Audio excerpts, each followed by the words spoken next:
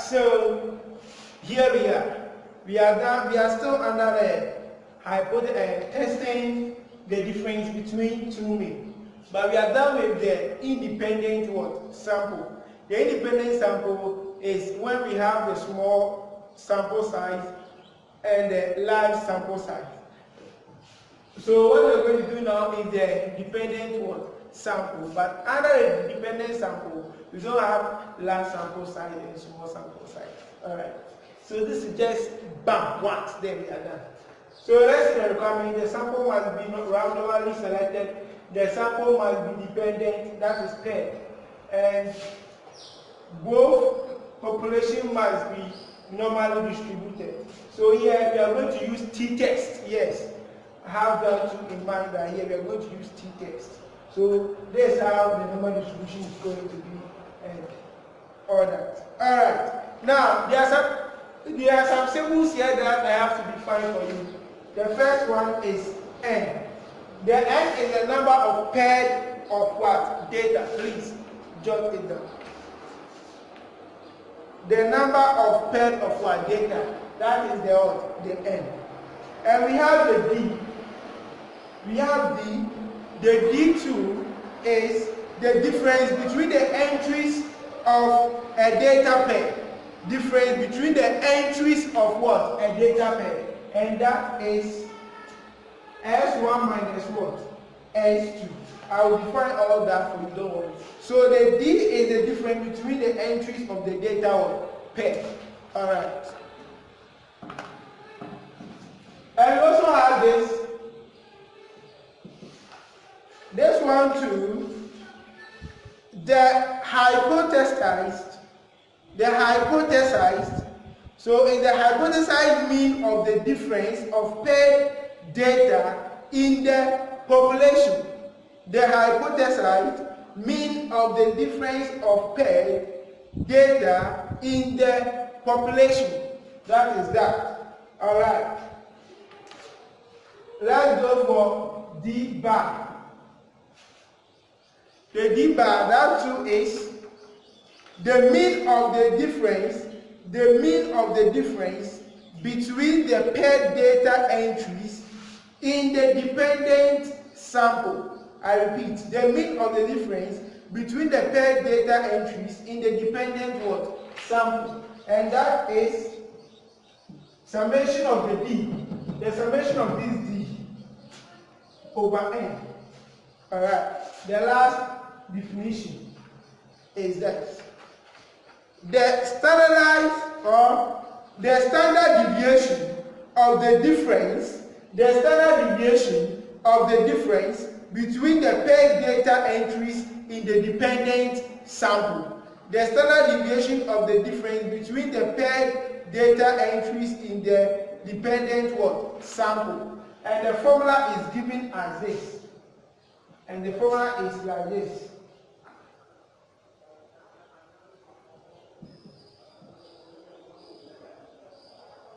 But here is the D bar all squared, all this over n minus 1. Alright, so you don't worry, we are going to be given a table in the question, so all these things will be clear for you. Okay, so that's how it's going to be. So here we are going to use the t-test. Yes, we are going to use the t-test for the difference between the two means under the dependent. So let's see some things that we also need. Alright, so now write the t-test for the difference between the means. So these are the things that you will be in need of most. This. That's already defined here. And the standardized test statistics. Yes. Here we also have the standardized.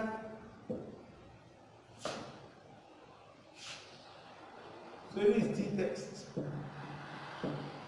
Standardized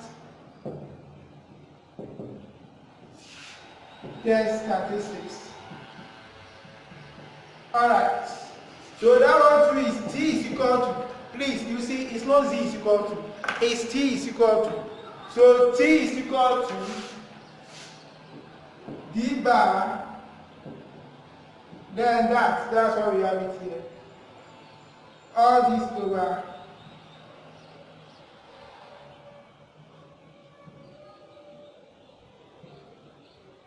square root of n.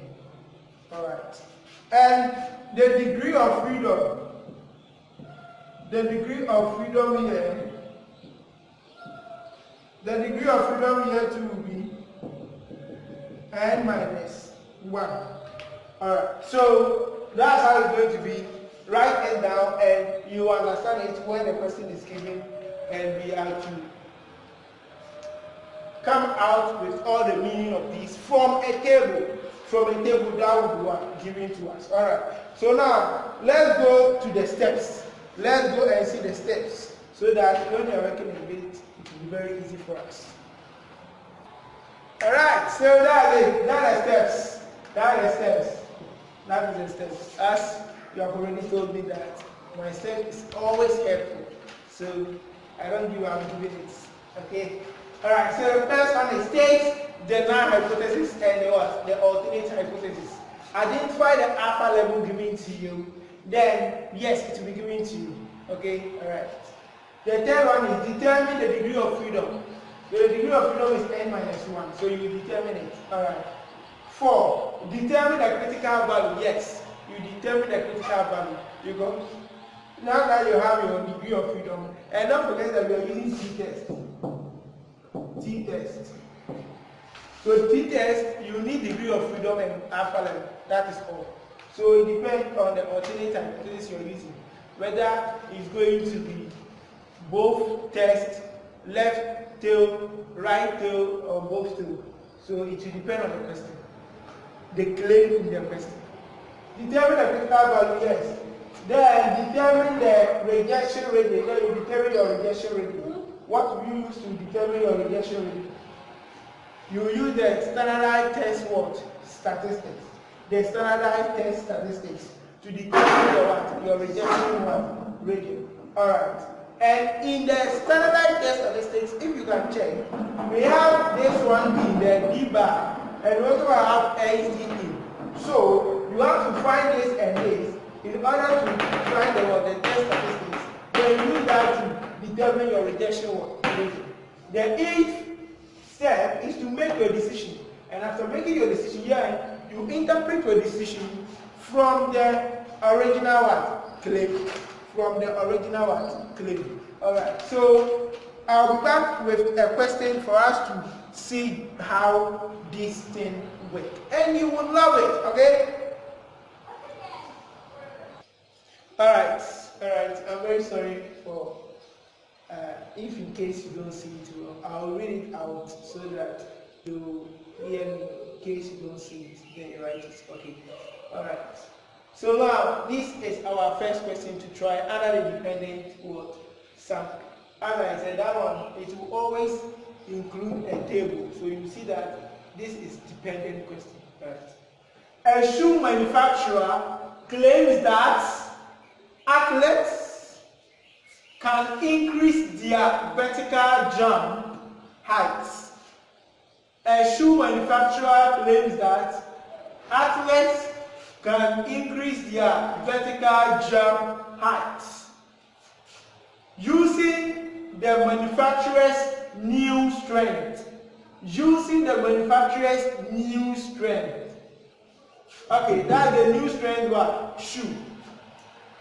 The vertical jump height of 8 randomly selected athletes are measured after the athletes have used the strength shoe for 8 months. So, in fact, even without you using the table to determine that it's a dependent question. From the question, you have to see that it's a dependent question. Why is it? A shoe manufacturer claims that. So that's the claim that athletes can increase their vertical jump height. So that means that, let's say I'm an athlete, I can jump at this height with a certain shoe. Now, this manufacturer is claiming that athletes can increase. So if I can jump at this height, I can now increase it to, let's say, this ball. New strength. I'll say, okay, jump using the manufacturer's new strength what? Shoe. The vertical jump height of 8 randomly selected athletes are measured after the athletes have used the strength shoe for 8 months. That means that we are now going to see if there was an increase. And if there was an increase, it will depend on the new shoe. It will depend on the new manufacturer what? Shoe. So that is why on the table here we have before and what? After. So before, that is before the manufacturer shoe, and after using the manufacturer shoe. So this is clearly a dependent question. So that's how we determine it. Alright. Their vertical jump height are measured again. Their vertical jump height are measured again. The vertical jump height in inches for each athlete are shown in the table. At alpha level of 0.10, is there enough evidence to support the manufacturer's claim? What is the claim? Sorry, what is the claim? That is the claim. Alright. Assume the vertical jump heights are normally distributed. So, I'll be back with how we are going to go through in solving of this question. Alright, so now, what is the claim? From the question, what is the claim? So even though I have explained it, but you can see that the claim is that athletes can increase their vertical jump height. That's the claim. Athletes can increase their vertical jump height. In other words, the manufacturer claims that an athlete's vertical jump height before using the strength shoe will be less than the athlete's vertical jump height after using the strength shoe. So each difference is given by. So now, this is what we are going to do. So the difference is, we know that the difference is what? S1 minus what? S2. So now, the difference is going to be the jump height.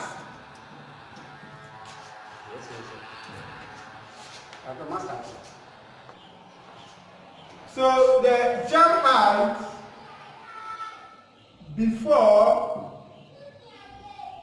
before shoe minus the jump height after shoe. So that is the difference. That S1 minus S2, this is what it means. Jump height after shoe and jump height before what? Shoe. So that's why I didn't clean this table. So we are going to use this table to determine our D. That is subtracting what? This from this, this from this, this from that, that to that, and you go away. Take the S1, this was the S2. So that is what that means. Again, we know that the claim is athletes can increase their vertical height, right? So what is going to be your null hypothesis and your alternate hypothesis? So the null hypothesis, you know, is always like this. Always clear. The mu1 is the before and the mu2 is the after. Okay, so the alternate hypothesis will be, so increase will be what? Greater. Let me explain it. Alright, so now the claim is that athletes can increase their what? Vertical what? Height like athletes can increase their vertical height. So, with this, they claim you have to be careful. You have to be careful. Listen and listen it well. The claim is that athletes can increase their vertical jump height. Is that also? So, in other words, this is dependent. Listen well, this is dependent. So, in other words, the manufacturer claims that an athlete's vertical jump height before using the strength shoe will be less than the athlete's vertical jump height after using the strength shoe. So, even though you hear increase in the question, so you'll be thinking that the claim, I'm coming. You'll be thinking that the claim is going to be, this is greater than this. But no, in the dependent, you have to be careful. The claim is the opposite of what you are thinking. That is what is always applied in the dependent. You can see increase in the question, but it's rather the opposite. I hope you are getting me. So here, the increase doesn't mean that it's going to be this. The increase means that the claim is going to be this. So the claim is that the manufacturer claim is that an athlete's vertical jump height before using the strength shoe will be less than the athlete's vertical jump height after using the strength shoe. Please, I hope you are clear with me here. Be careful here, be careful. Alright, because after you hear, the workings are just easy. So, the increase you see in the question doesn't mean that in the claim it's going to be greater than. This is dependent, this is not the independent, this is dependent. Alright, so it will depend on the claim. So the claim is going to be less. Alright, so the opposite of this will be greater than or equal to what? The mu2. And we know that this is where the null hypothesis is and this is where the alternate hypothesis is. Therefore, the alternate hypothesis is going to be this. So, equal to mu2. Then,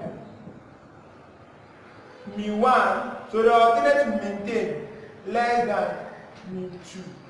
Alright, so please be careful with this. So let's say in a question, we will hear something like decrease. If it's decrease, that means that here will not be less, but the claim will be greater than.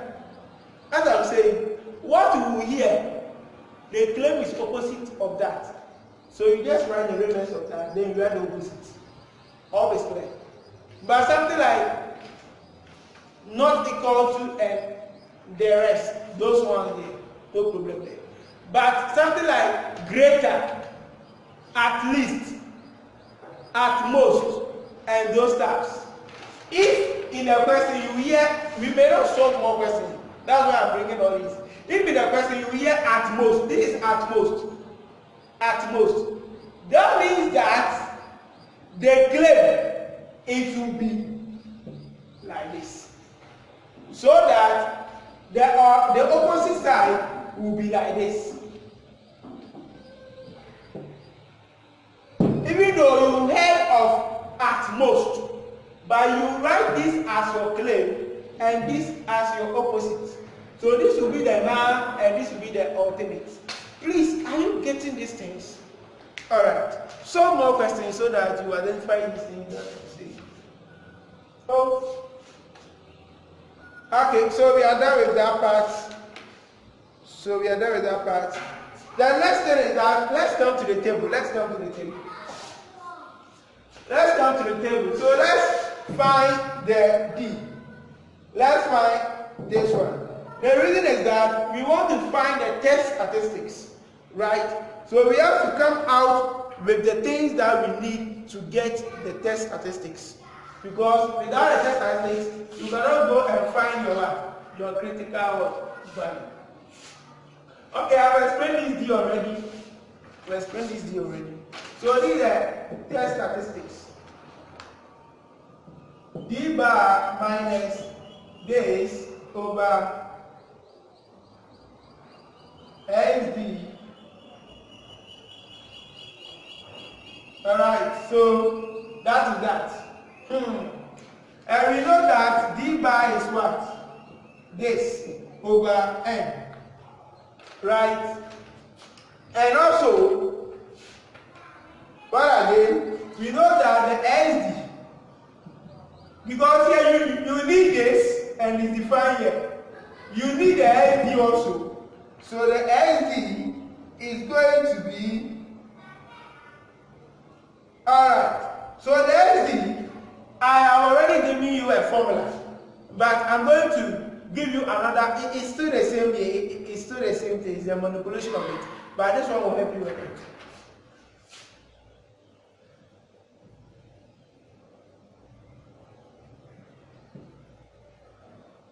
This means that the summation of the D what square, the summation of the D square minus the summation of the D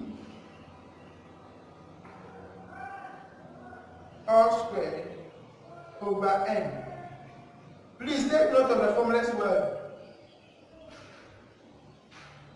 All this over N minus 1.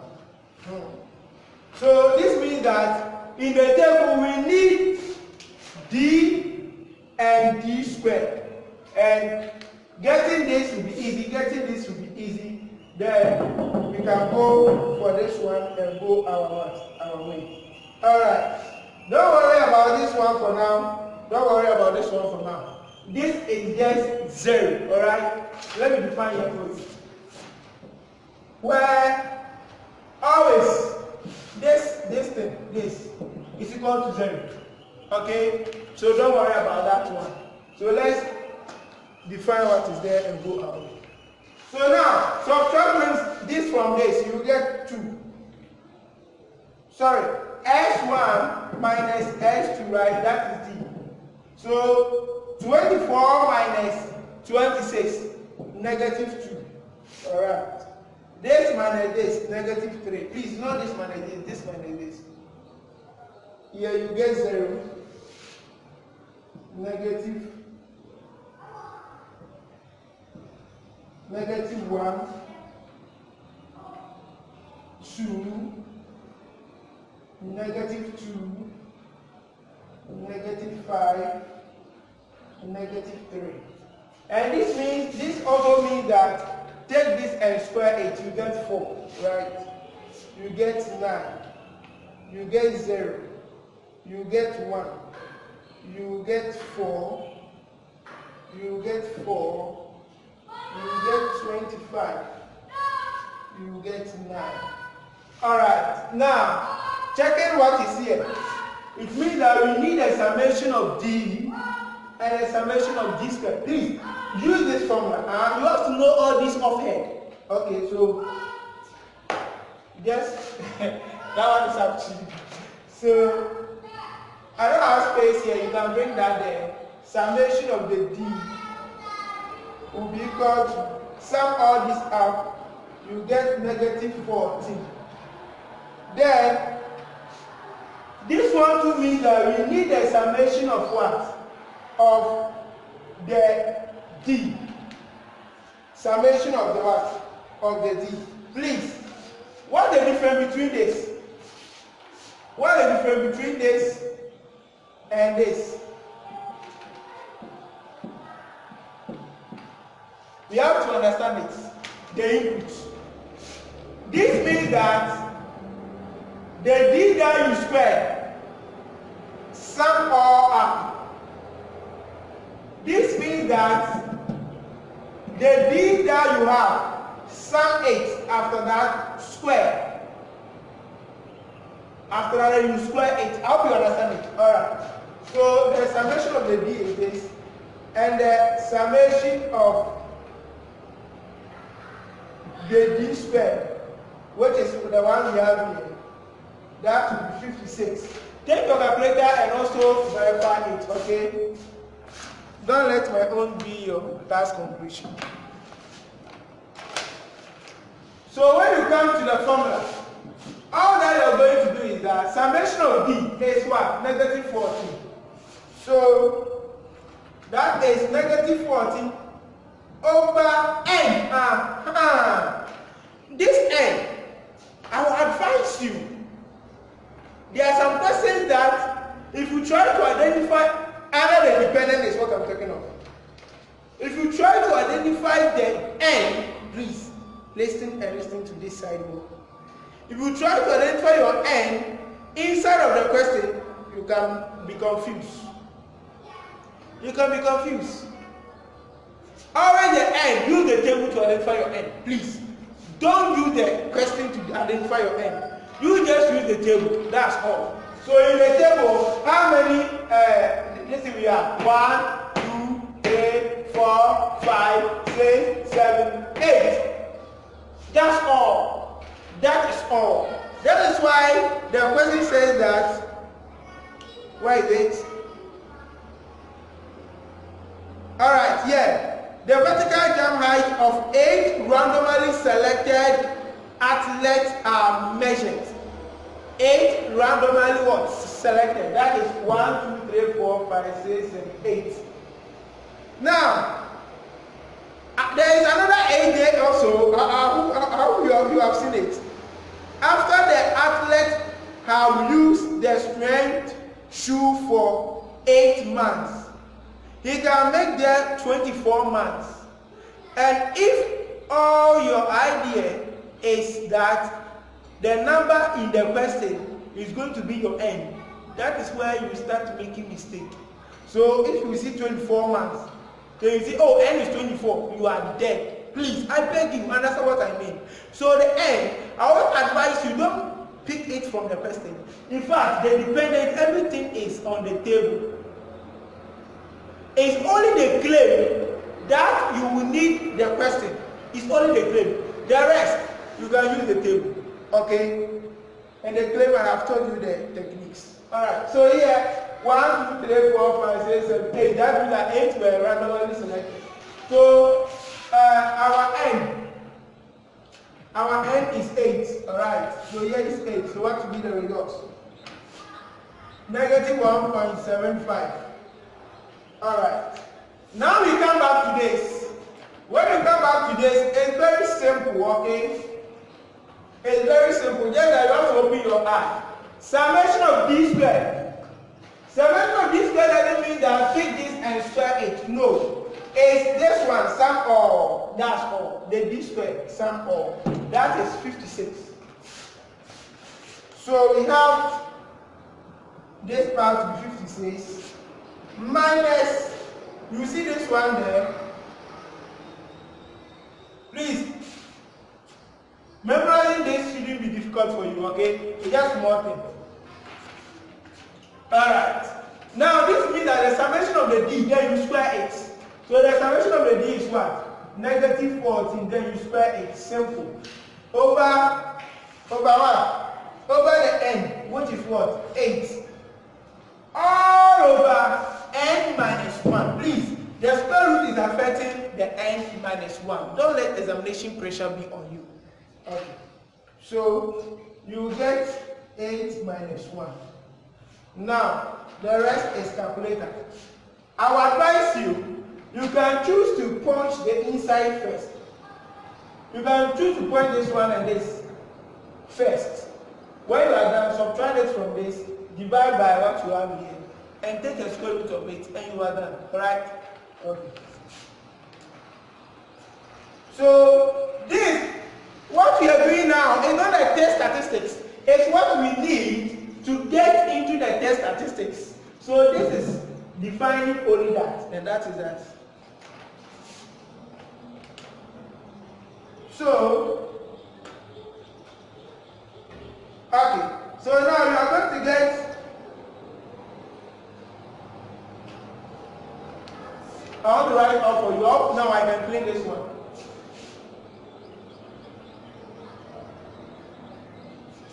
Alright, so when you do that,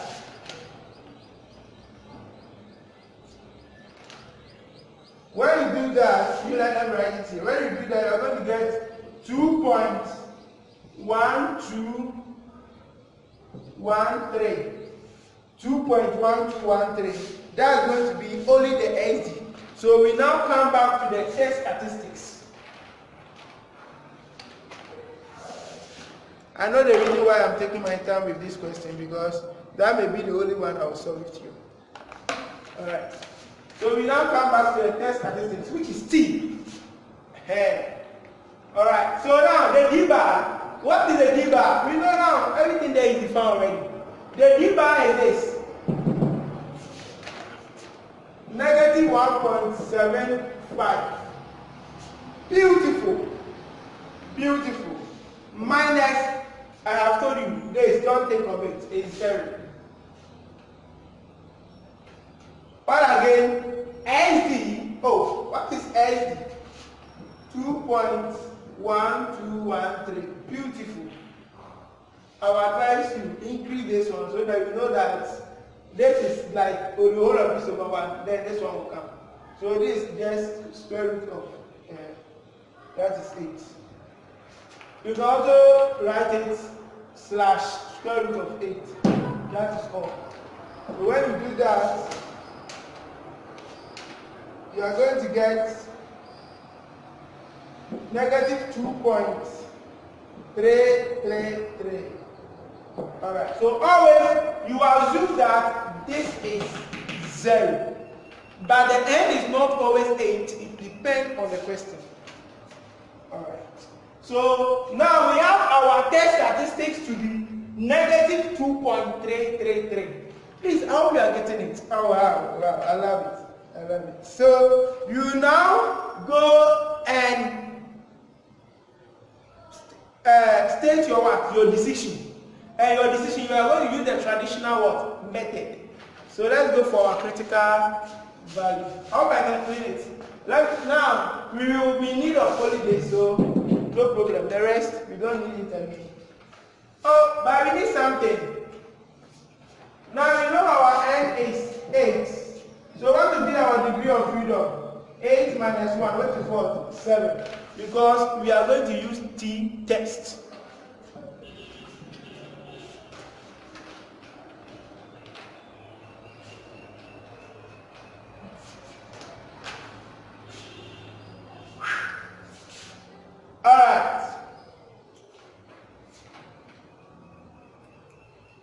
Alright, so now let's continue. So here, we now go and draw our normal distribution like this. Now, on the what is your alternate hypothesis? Because you are not going to define whether it's going to be both tail, left tail, or right tail. So your null hypothesis was, okay, that was UD. Oh, please, I'm very sorry. I should have let you know this. I'm very sorry. Do this correction for me, okay? But it's right though, but if it's only if you define it, okay? Alright. Now, I made you write something like the null hypothesis is mu1 is equal to mu2. Is that also? And the alternate is mu1 less than, right? Less than, yeah, mu2. I beg you. Here, what we do here is that it's only if you define it. What we do here is that we consider this to be equal to U1. I hope you are watching me. U1, that will let you know the reason why this UD is what? 0. U1 minus what? U2. We consider this to be this. So that means that So that means that here we have to maintain, we have to set everything here to be equal to what? 0. Alright, so our alternate hypothesis should be mu u something like this is equal to 0. That's how we should have let it to be. That's how we should have let it to be. Okay, that's how we should have let it to be. And that one was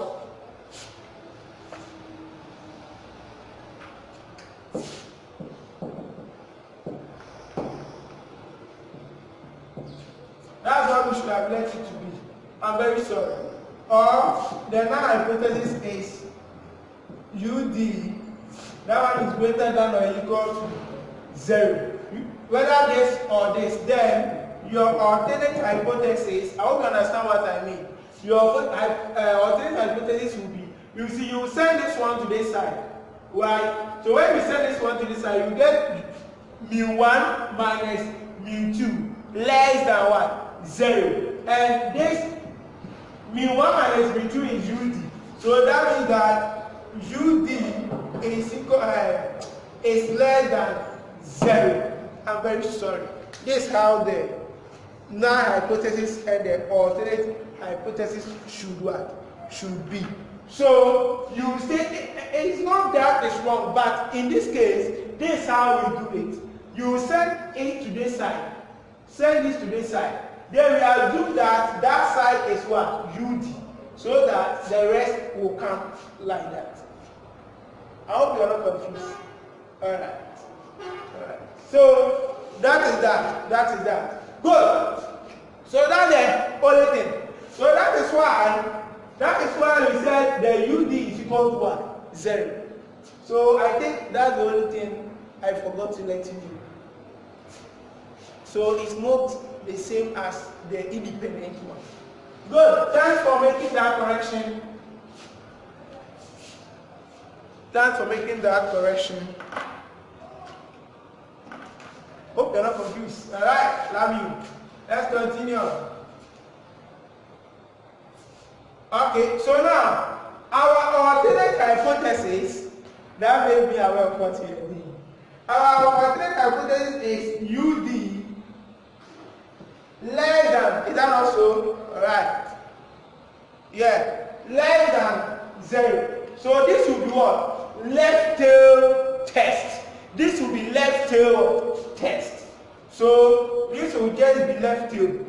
This will just be left tail test. This will be left tail test. Alright. And the left tail test, we know here we use T. We use T what? Alpha. Don't say alpha over 2 because this is not both tail. This is just alpha. Alright. So what is the alpha giving you? The alpha giving you in the question is that you are to use alpha like what? 0.10. 0.10. Alright. So you go to your T distribution table, then you read it from there. Degree of freedom of 7. Alpha level of 0.10. What will it be? 0.10. Degree of freedom of 7. Beautiful. 1.415. Is that what you also see? Alright, so yeah, that's how it's going to be. So we are going to get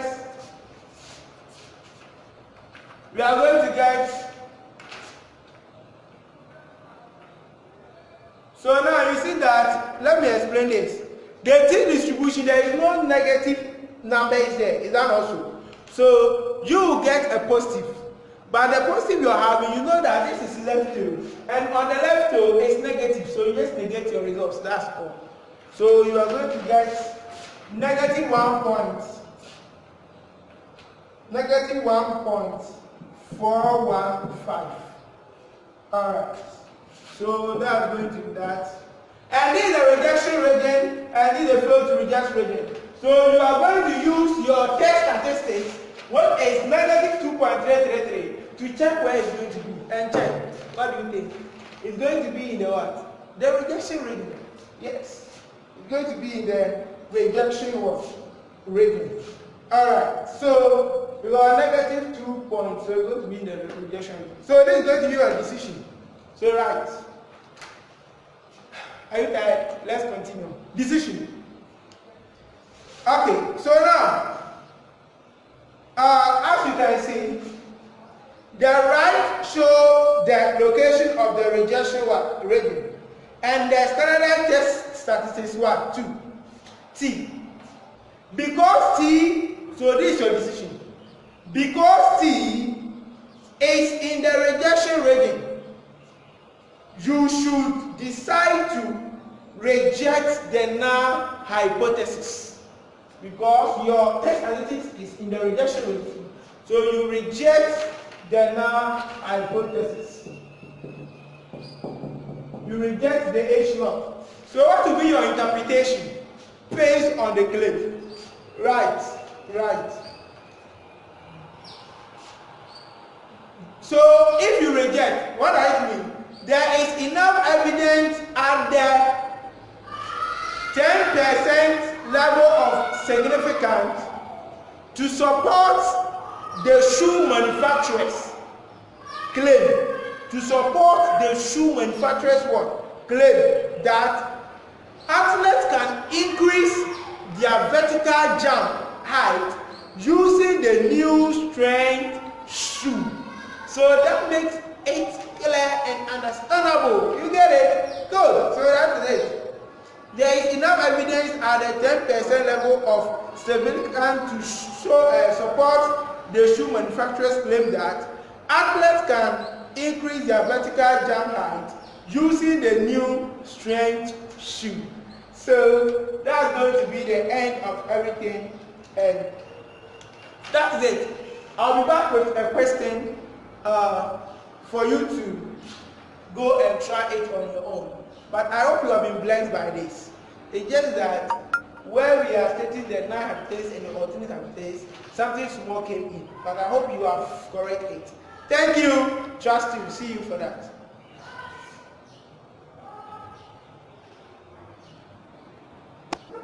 Alright, so this is your try question privately. Alright, good. I love you. I always want to give you a question to try, okay? So that I will see if you understand the concept very well. Alright, so that's that. Good. So a state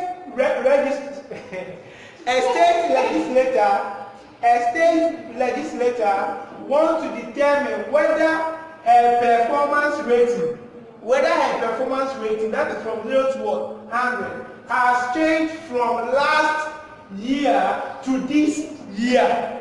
So we are dealing with two means here. That is the last year and what? This year. So the last year, the performance in the last year would, or the performance in this year will determine in the what? The last year. So this is what? Dependent what?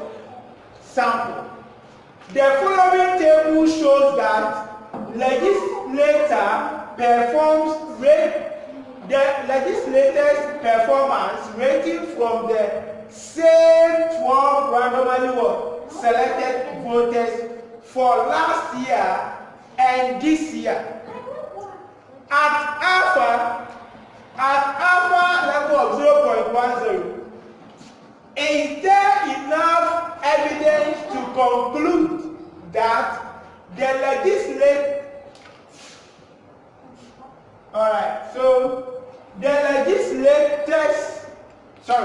the legislature's performance rating has changed? Is there enough evidence to conclude that the legislature's performance rating has changed? That is the claim. That is the claim. And that is the most important thing of all that you need in the question. Alright. So, assume the performance rating are normally what? Distributed. So, this is purely a dependent question. And here, it without knowing that the random sample end is 12 here, you can get it here. So you see the voters 1 to 12, that will tell you, and the rest is just shabala. Alright, so let me help you in stating your null hypothesis and your alternate. So you can see, is there enough evidence to conclude that the legislature's performance rating has changed? Has what? Changed. So this should tell you something. Alright? This should tell you something. Alright, so let me help you with the claim. So if there is a change in the legislator's rating, there will be a difference between this year's rating and the last year's, and it's true. Alright, so because the legislator wants to see if there is a difference, the null and the alternate hypothesis will be. So we are talking of what? Different things here. So what do you think the claim will be? As I told you in the first video, when it comes to the claim in whether equal to, because you know that difference is not equal to, in fact this one you know that your alternate, I need a space. This time you know, alright, so this is what I'm talking about. So this is going to be your null hypothesis and this is going to be your alternate hypothesis. But this UD there is the same as U1 minus what? The U2. Alright, so as I was saying, you have to be careful with these things. For the difference and all that, for the not equal to, what is stated in the question will be the same as that. Alright, but what I'm saying is that if we hear at most in the question, that means that when you are writing it, you will write it in the opposite way to be your claim. Hope you are getting what I mean. Alright, so you can refer back to the previous example and you link these two well. Okay, thank you. Please don't forget to subscribe to our channel. Alright.